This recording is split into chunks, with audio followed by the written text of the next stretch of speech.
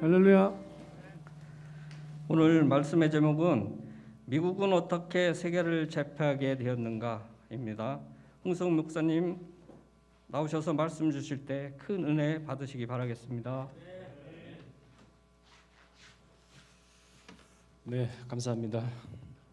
미국은 어떻게 세계를 제패하게 되었는가? 짧은 시간이지만 이 시간에 대략적으로 살펴보도록 하겠습니다. 성경의 첫 말씀은 태초에 하나님이 천지를 창조하시니라 하고 시작을 하고 있습니다. 하나님이 우주 만물의 창조하심으로 기독교는 출발을 하고 있는 것입니다. 이 세상 그 어느 종교도 만물을 창조했다고, 자신의 신이 만물을 창조했다고 선포한 종교는 아무도 없습니다. 유일하게 성경만이 우주 만물과 그리고 인간의 창조에 대해서 아주 자세하게 기록해 놓았습니다.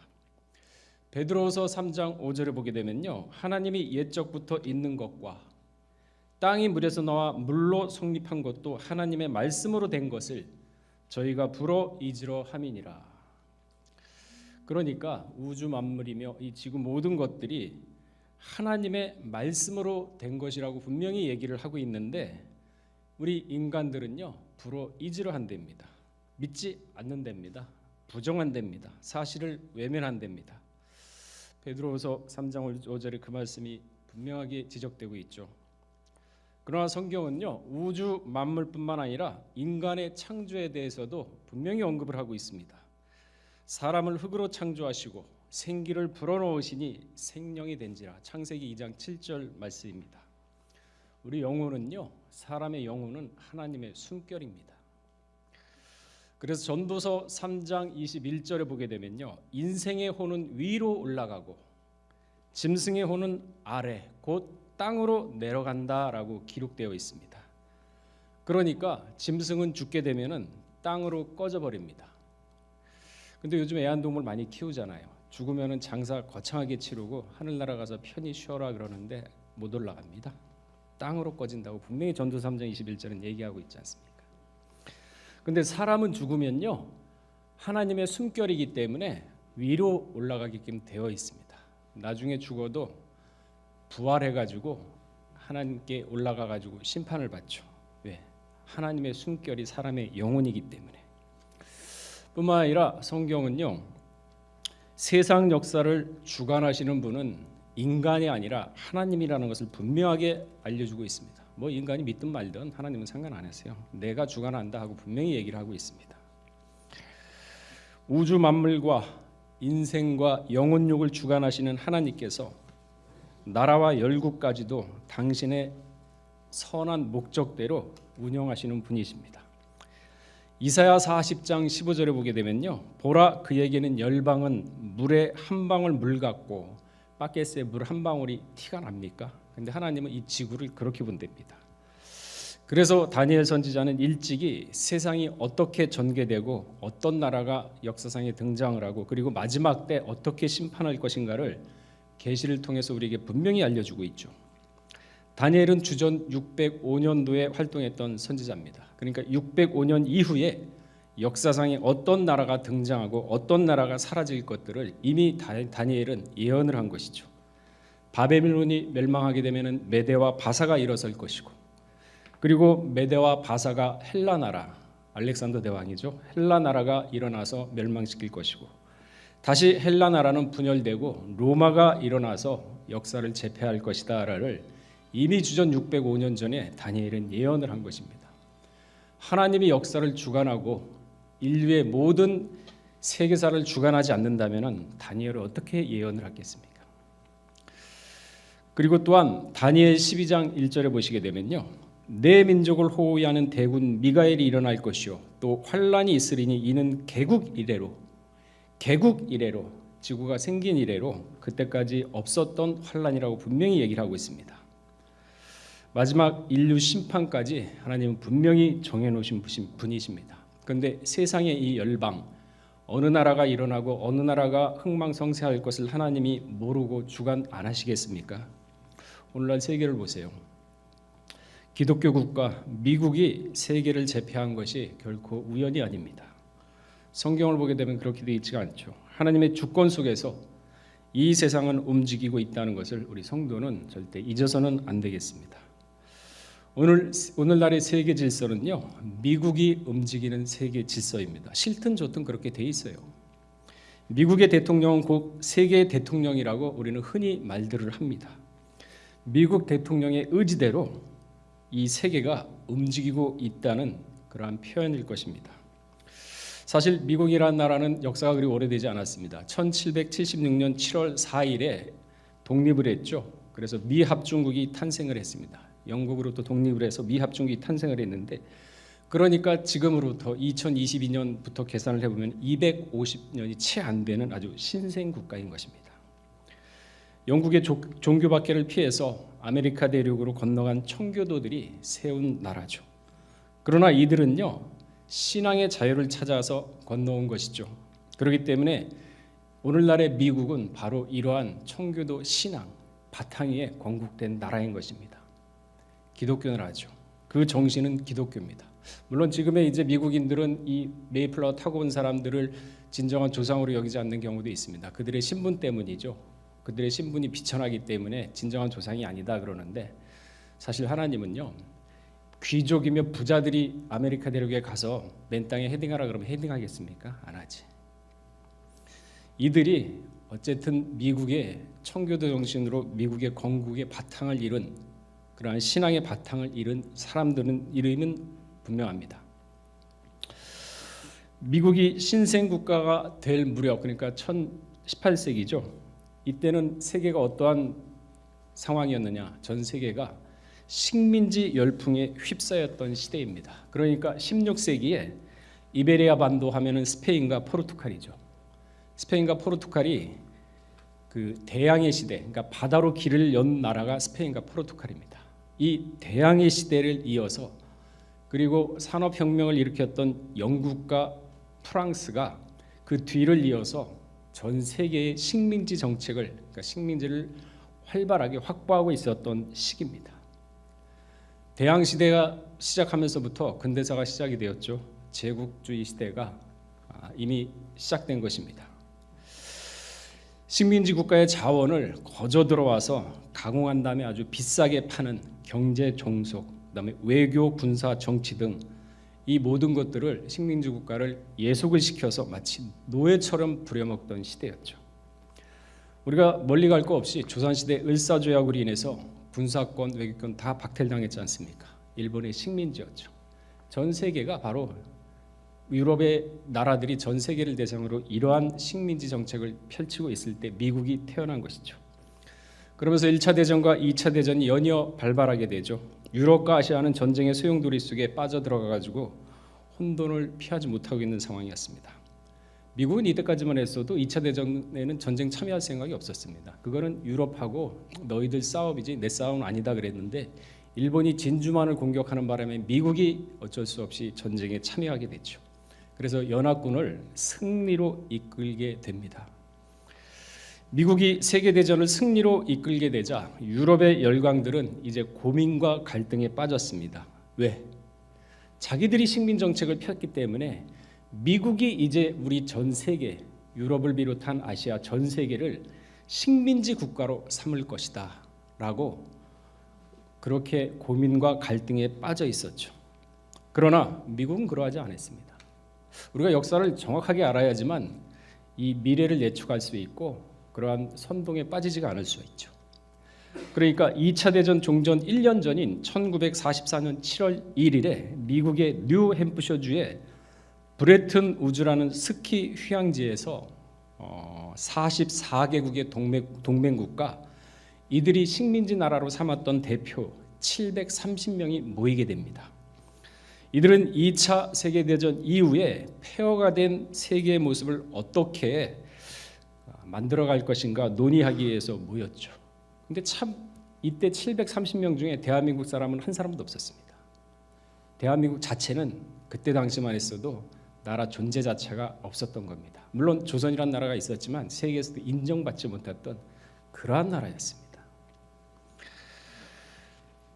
사실 이 2차 대전 끝날 무렵에도 유럽 각국은 대항해 시대에 제국주의 식민지 경제무역을 여전히 유지하고 있었던 것입니다. 이 730명의 대표단은요, 미국이 이제 제국주의가 되어서 우리를 다 식민지 삼는다 오해를 하고 불안과 초조한 마음으로 모였죠. 이 브레튼 스키 휴양지에. 그러나 미국은 뜻밖의 제안을 합니다. 미국은 전쟁에서 승리를 했다고 해가지고 전 세계를 미국의 식민지하에 둘 생각이 전혀 없다고 선포를 합니다. 아니 오히려 미국은요, 시장을 개방해서 당신들을 자유롭게 무역할 수 있게 도울 것이다 하면서 미국은 오히려 자기네 그 나라의 내수 시장을 개방하겠다 그럽니다. 이때 당시 미국의 GDP가 전 세계의 반을 차지하고 있었어요. 미국은 2차 대전 때요, 돈이 얼마나 많은지 군인들한테 아이스크림까지 제공을 했습니다. 햄까지 썩어 나갈 정도로 그렇게 전쟁을 풍족하게 치렀던 나라가 바로 미국이에요. 그러나 미국은 여기서 그치는 것이 아니라 해군력으로 각 나라의 무역선까지 우리가 보호해주겠다. 너희가 경제 활동을 하면 우리가 보호해주겠다. 그리고 전쟁으로 폐허가 된 유럽을 마샬 정책으로 인해서 마샬 계획을 세워서 유럽을 재건해주겠다. 그 충격적인 제안까지 합니다. 그리고 전 세계의 운항과 항만을 독점하지 않겠다. 미국 수출품에 대해서 관세를 부과하지도 않겠다.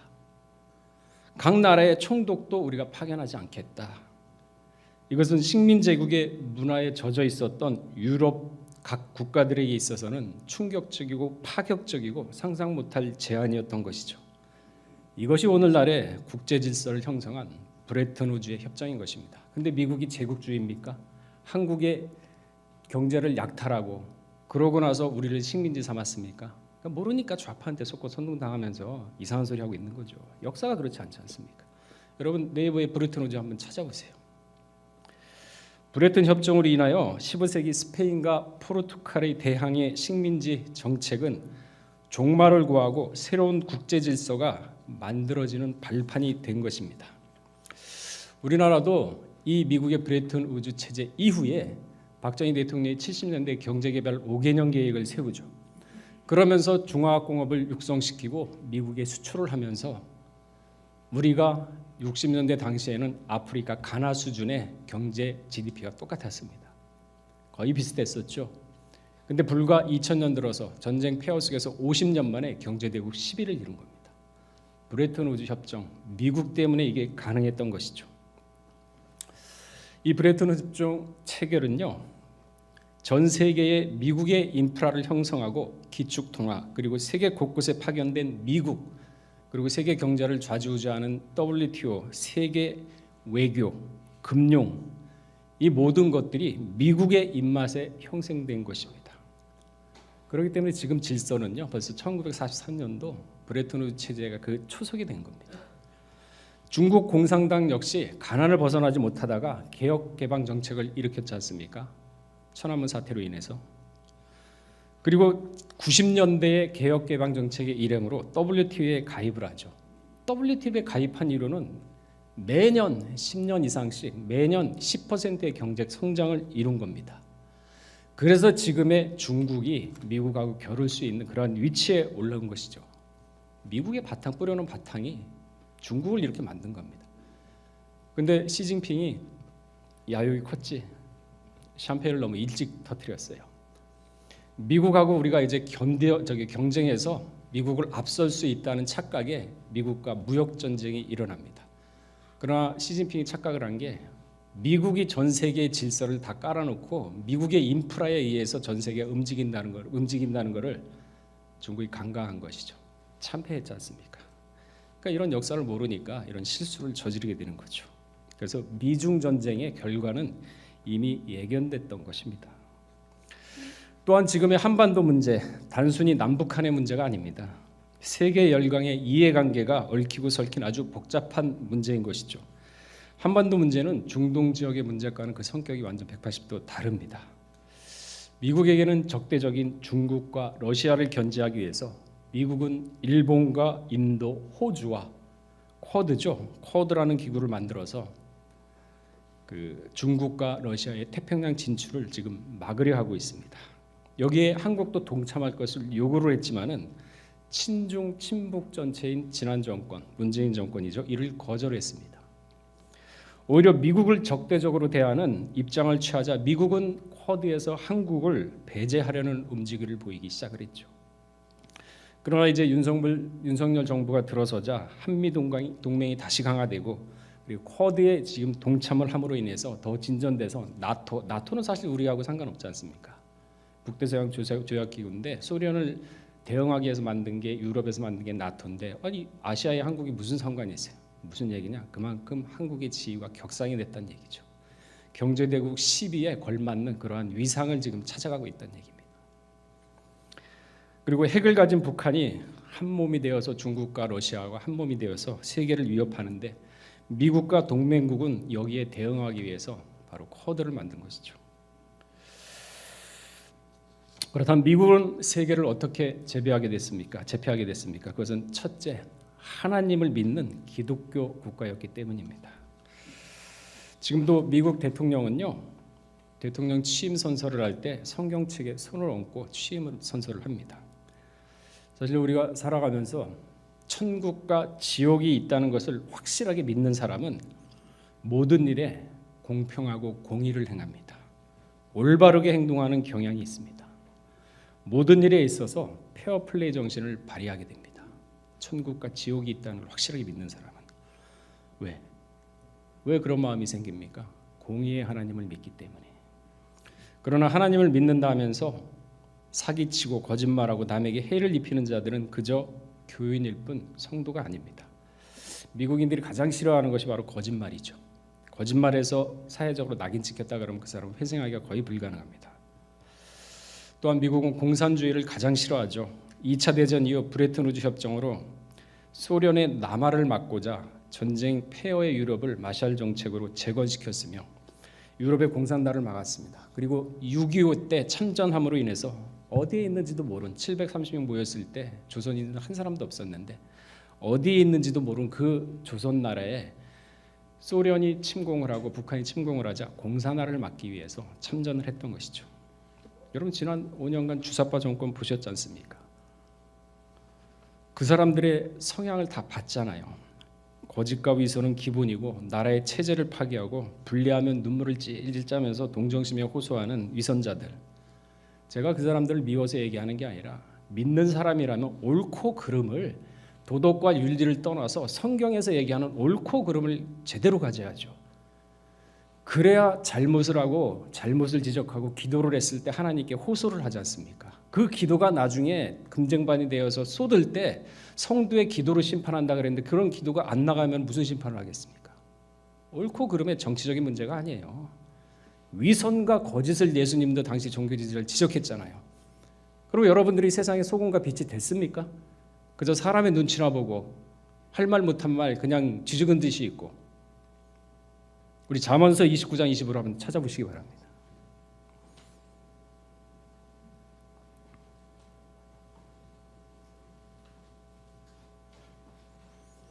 그러니까 교회가 깨고 성도가 깨야 나라가 건전한데 성도가 교회가 죽고 나라가 성도가 다 죽었으니 이 나라가 건전하겠습니까? 자, 29장 25절 읽어보겠습니다. 자, 한 목소리로 시작.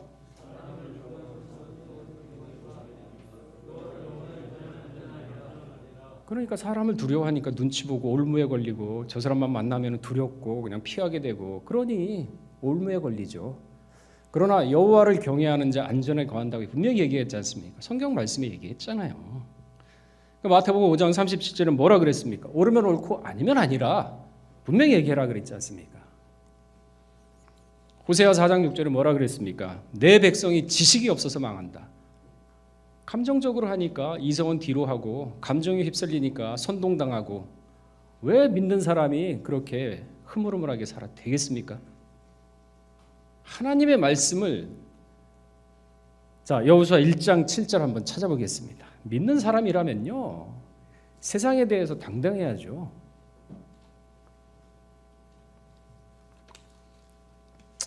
자 읽어보겠습니다. 여호수아 1장 7절 다 찾으시고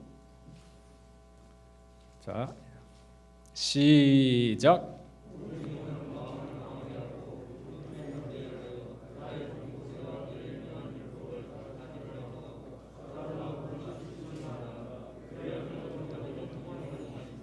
여호수아는 모세가 죽고 난 다음에 200만 명을 이끌어갈 지도자로 이제 선택이 됐어요. 그때 하나님의 첫 일성이 뭡니까? 마음을 강하고 담대히 하라 그랬어요. 약하게 하라 그랬습니까?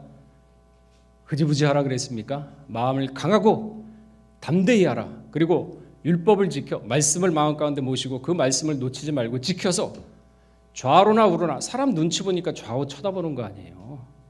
좌로나 우로나 치우치지 말고 오직 말씀 중심으로 나가면은 뭐라 그랬습니까? 불통이라 그랬습니까? 형통하리라. 이렇게 안 사니까 그렇잖아요. 왜 이렇게 예수 믿는 사람들이 그렇게 삶을 살아갈 때 자신이 없어요? 지금도 대한민국은 전시체제입니다. 잠시 휴전일 뿐입니다. 언젠가는 통일이 되겠죠. 만약에 통일이 된다면은 미국 주도하에 통일이 되어야만 자유민주주의 체제가 유지가 될 수 있습니다. 자본시장주의 경제가 유지가 될 수 있어요. 그리고 구속사 말씀이 전파가 될 수 있습니다. 여러분 생각해 보세요. 중국과 러시아가 북한 주도에 통일이 된다 그러면은 킬링필드 같은 숙청이 일어난다고 분명히 얘기했지 않습니까? 이명박 시절에 인수위원회에서 나온 얘기죠. 보고된 얘기입니다. 그때 북한 주도에 통일이 된다 그러면은 남한에 1000만에서 2000명은 숙청, 그리고 1000만 명은 이민, 돈 있는 사람 다 이민 가겠죠. 그리고 5천만 명 데리고 살면 된다. 이게 북한 보고서에 나온 거 아닙니까? 정신 못 차리고 있어요, 대한민국 국민들. 내 백성이 지식이 없으면 안다 그랬는데 지식 없습니다. 감정이 앞서니까 쉽게 선동당하죠. 미국 주도에 남북한이 통일이 된다면은 인구 7천만입니다. 독일의 인구와 비슷합니다. 통일 후 전문가들이 얘기한 겁니다. 통일 후 10년 안에 통일된 한국의 경제력은 세계 5위 영국 수준입니다. 그리고 군사력은 세계 4위 프랑스 수준입니다. 북한 주도하의 통일 세계 100위도 넘어가죠. 가나 수준 되죠. 그런데도 지식이 없으니 좋다고 합니다. 내 백성이 지식이 없어 망한다. 세계 경제 5위, 군사력 4위, 인구 7천. 이러한 막강한 나라가 생긴다면은 지정학적으로 보게 되면 일본이 두려워하죠. 북한과 중국, 러시아가 두려워하지 않겠습니까? 그러면 통일 바라겠습니까? 안 바래요. 부담스러워하죠. 바로 코 밑에 강대국이 들어서는데 이해관계가 아주 첨예하게 되기 때문에 이 미국을 제외한 나머지 나라는 우리나라 통일을 바라지 않습니다. 지정학적 입장에서 보게 되면요, 국경을 막대고 있는 나라는 반드시 적대적일 수밖에 없는 게 90% 이상 역사상으로 증명이 됐고, 남북한이 그렇죠. 인도와 중국이 국경을 맞대고 있지 않습니까? 그러나 국경을 맞대지 않고 바다 멀리 떨어져 있는 나라는 우호적일 확률이 거의 90% 이상입니다. 미국이 그렇지 않습니까? 그러니까 미국 주도하에 남북한이 통일이 된다면은 금상첨화인 거죠. 미국도 유익이죠. 중국과 러시아, 북한을 견제할 수 있으니까. 미국은 통일 막을 이유가 없는 것이죠. 통일시킬 수 있는 힘과 능력이 기독교 국가인 미국에는 있는 것입니다. 그러니까 세계 역사를 알고 정세를 알면서 기도를 해야지. 덮어놓고 감나무에서 감 떨어지듯이 기다리면서 해주시옵소서 알아야죠. 알아야 기도가 나가는 거죠. 우리는요, 평강의 성도는 구속사적인 관점에서 세계 질서를 파악해야 됩니다. 세계의 흐름을 구속사적인 관점에서 보셔야 됩니다. 중국과 북한 주도의 통일이 된다면 구속사는 고사하고 사람 죽어나가요. 자, 미국은 어떻게 세계를 제패하게 되었는가? 첫째, 기독교 국가, 청교도 정신을 바탕으로 해서 세워진 나라입니다. 그리고 제국의 식민 정책을 핀 것이 아니라, 물론 미국도 아프리카 노예를 부리기도 했습니다.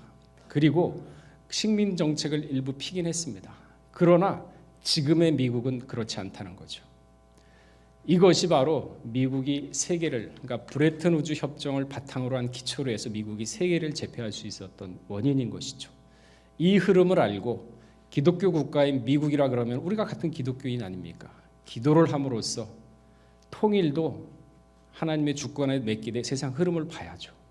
중동에서 분명히 전쟁이 일어난다고 했는데 그러면 어떻게 진행이 될 것인가? 러시아, 우크라이나는 어떻게 진행될 것인가? 그런 것도 세계적인 구속사적인 관점에서 봐야지만 풀릴 수가 있지 않겠습니까? 이제는 우리 남성교회는 감정에 휩쓸리지 말고 좌우로 치우치지 말고 오직 말씀을 마음 가운데 모시면서 그 말씀대로 사람을 두려워하는 것이, 사람을 두려워하지 말라 그래서 아나무 인격처럼 하라는 얘기는 아닙니다. 뱀처럼 지혜롭고 비둘기처럼 순결하게 겸손한 마음을 가지되 외유내강이죠. 속은 흔들리지 말라는 것입니다. 그렇게 그러한 마음을 가졌을 때 신앙이 장성할 수 있고, 그런 마음이 있을 때 신앙이 흔들리지 않을 수가 있는 거죠. 나중에 순교할 수도 있는 거 아닙니까? 덮어놓고 알아서 해주십시오. 그렇게 안 돼 있습니다, 성경. 우리 남성교회는 좌우로 치우치지 말고 구속사적인 관점에서 세상을 판단하고 그리고 신앙을 가지면서 사회에서도 승리하는 모두가 되시길 주의 이름으로 축원하겠습니다. 다 같이 기도하시겠습니다. 살아임하신 하나님 아버지, 세계의 역사를 보더라도 참으로 기독교를 믿는 나라는 망하지 않았습니다. 반드시 흥왕하여서 세계의 부강한 나라가 되었고 세계를 제패하는 그러한 나라가 되었다는 것을 역사가 증명하고 있습니다. 아버지 하나님, 하나님은 어제나 오늘이나 동일하신 분이요 나라나 개인에게도 같은 믿음이 있다 그러면 동일하게 역사해 주시는 분임을 알았사오니 우리 남성교회 회원 각 사람 한 사람 기억하여 주시사 반드시 하나님의 말씀을 마음 가운데 모시고 좌우로 치우치지 않고 오직 말씀으로 승리하면서 살아갈 때 그 손으로 하는 모든 일들이 만사형통의 축복으로 인도하여 주시옵소서. 또한 하나님께서 허락하신 가정이 있습니다. 이 가정에 하늘의 평강을 허락하여 주심으로 말미암아 그 평안 가운데서 가정이 모두 건강하고 어느 곳에 있든지 어떤 상황에 있든지 사비사비 보호를 받는 귀한 가정들이 모두 될 수 있도록 은혜의 은혜를 더하여 주시옵소서. 또한 이분 순서로 한민구 전 국방부 장관 안보 강의가 있습니다. 아버지 하나님, 다시 한번 이 강의를 되새김으로 말미암아 안보의식과 애국심이 고착되는 귀한 시간이 될 수 있도록 은혜의 은혜를 더하여 주시옵소서. 모든 말씀 빌고 나올 때 존귀하신 예수 그리스도 받들어 감사하며 기도드렸사옵나이다. 아멘.